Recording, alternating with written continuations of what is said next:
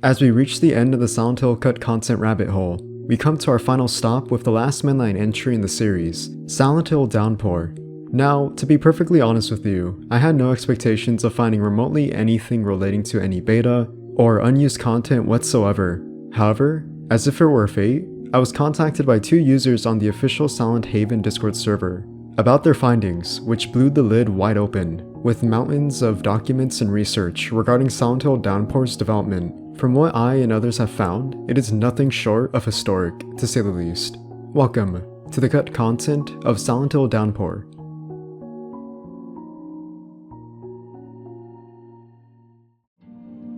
In the game files, two placeholder graphics were used as an early design for the title of Silent Hill Downpour. Earlier on in development, the pending title was Silent Hill Downfall. Some MIP maps have extra resources that show a list of extra collectibles that display potential items that could have been collected throughout gameplay.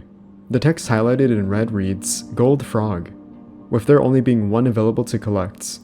A graphic of a home key that is covered in bloodstains acted as a placeholder for one of the keys you collect at some point in-game. A graphic that is intended as a placeholder for presumably one of the advertisements in-game depicts a man named Rondell Rollins under the alias Feynman, who is wanted for an arrest warrant that rewards someone $50 million, displaying a mugshot of him with hair and without hair.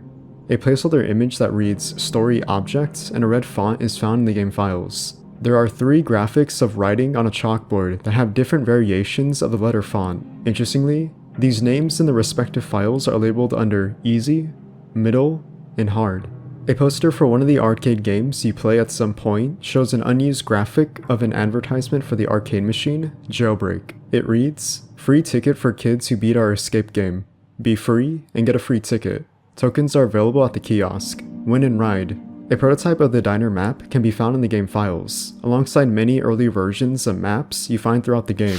Here, we see a very rough minimalist design of the map with an outline of the surrounding area without much detail. Next is an early version of the first floor of the diner map, then an early version of the map for the ground basement floor. Up next is an early version of the boiler room in the prison, an early version of Death Row, an early version of the main hallway, an early version of the first floor of the prison yard, and finally, an early version of the second floor of the prison yard. A graphic containing 4 different materials of textures, presumably for the environment, are compiled together in this image. The upper top right of the graphic shows a placeholder image of a person holding flowers. The next graphic shows various materials for the environment, various fonts, torn and ripped up notes, and a black and white photo of presumably Murphy's wife and next to her, his son, Charlie. We also see a mugshot of Murphy with a side profile and a front profile with his prison number. Finally, we get a crude drawing of Murphy and Charlie.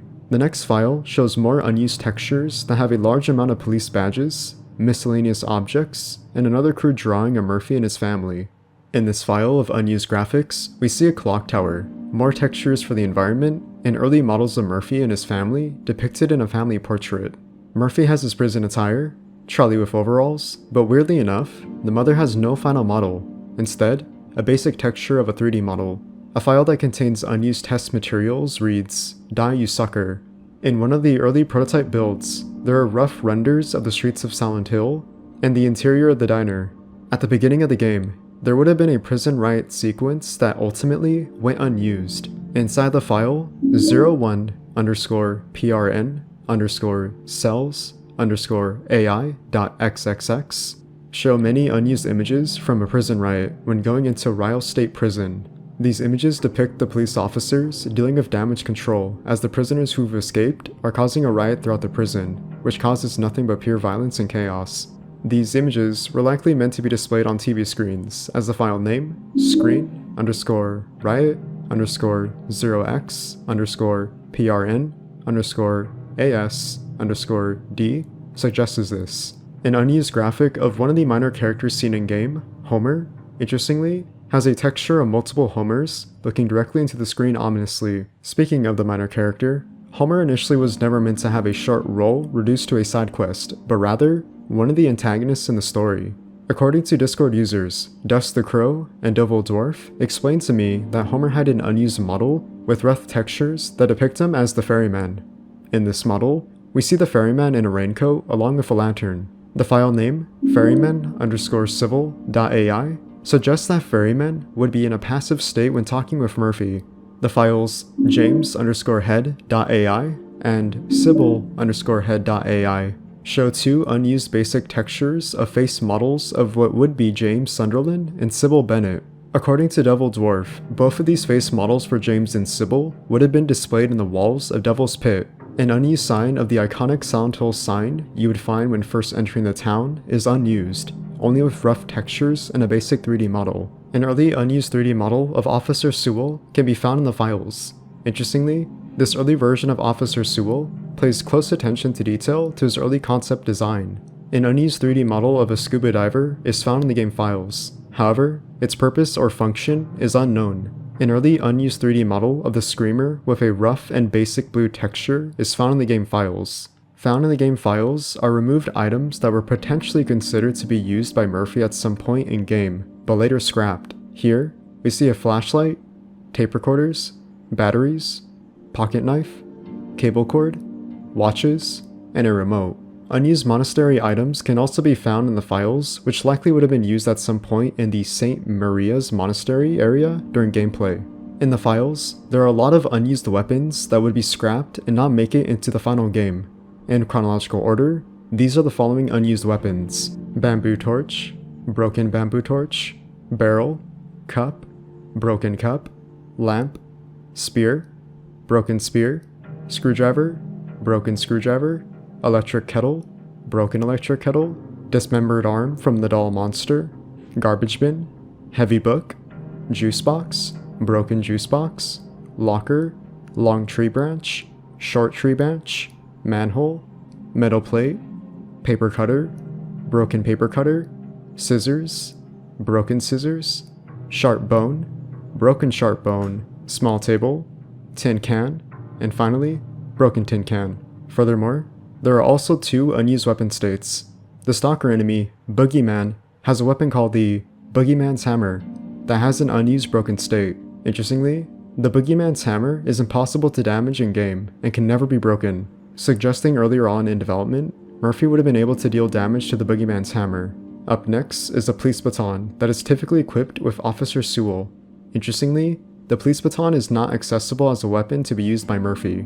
In the files, there are unused audio recordings of an unknown British voice actor who voiced some of Murphy's lines, likely intended as a placeholder, until the eventual voice actor for Murphy, David Boyd Conrad, would voice the main protagonist himself. Okay man, think. First things first. Find the highway, put some ground between yourself and the bus. Shit, I'll never get up that. Gotta be another way to the highway. Guess you should have stayed put like I told you. Stupid bitch. One of the more fascinating discoveries is the restoration of the unused Monocle Man boss fight. Before the release of Silent Hill Downpour, there was a pre-release trailer accidentally uploaded by Konami that showed the in-game progress of the Monocle Man as a boss fight. However, for over a decade, this would be the only source of reference we ever had. That is, until recently, YouTube user DDK Oswald would upload a video where he went into one of the prototype builds containing the Monocle Man boss fight and restored it to completion. In the boss fight, we see Murphy encounter the Monocle Man himself, where he must avoid his tendril-like arms that deal damage to Murphy. To defeat the Monocle Man, Murphy must activate machines that then reveal cogwheels. These cogwheels are meant to bait the Monocle Man's tendril-like arms into the cogwheels to deal damage to his health. During this, Murphy could be susceptible to a QuickTime event where the player must smash a button prompt to escape the Monocle Man's grasp from dealing further damage to Murphy. Upon consecutive sequences of the events, eventually, Murphy would defeat the Monocle Man to where it vanishes completely.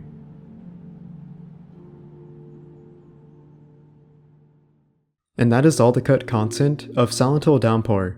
This is, by far, some of the most fascinating discoveries not only I, but the Silent Hill community have found thus far regarding Silent Hill Downpour when it comes to its beta, prototype, or unused content. It's undoubtedly quite unfortunate that Vatra Games had more ideas in mind, but ultimately wouldn't reach fruition due to time constraints, limited budget, or restrictions by Konami.